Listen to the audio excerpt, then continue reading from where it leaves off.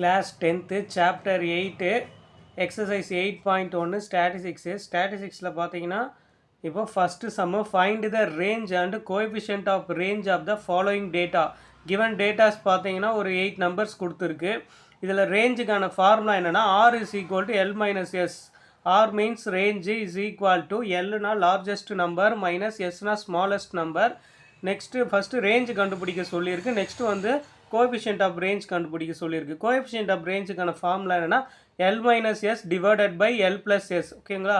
Here L வந்து 125 இருக்கிறதுலே largest number பார்த்தீங்கன்னா கிவன் டேட்டாஸில் 125 is equal to S is equal to இருக்கிறதுலே கிவன் டேட்டாஸில் வந்து பார்த்தீங்கன்னா 63 தான் ஸ்மாலஸ்ட் நம்பர். ஸோ எல் இருக்குது, எஸ் இருக்குது. ஸோ ஃபார்முலாவில் கொண்டு அப்ளை பண்ணலாம். ஸோ எல்லோடைய வேல்யூ 125 மைனஸ் எஸ்ஸோடைய value 63. R is equal to 62. அதாவது 125ல் 63 சப்ராக்ட் பண்ணோன்னா 62. ஓகேங்களா? இதுதான் ரேஞ்சு. நெக்ஸ்ட்டு வந்து coefficient of range. Coefficient of range பாருங்கள். Formula L minus S divided by L plus S. L minus எஸ்னா 125 minus 63 divided by L plus எஸ்னா எல்லோடைய வேல்யூ 125 ப்ளஸ் 63. இப்போ இது ரெண்டும் சப்ராக்ட் பண்ணோம் அப்படின்னா 62 வரும். 125ம் 63யும் ஆட் பண்ணோன்னா 188 வரும். இப்போ 62 188ல் டிவைட் பண்ணோன்னா 0.33 வரும்.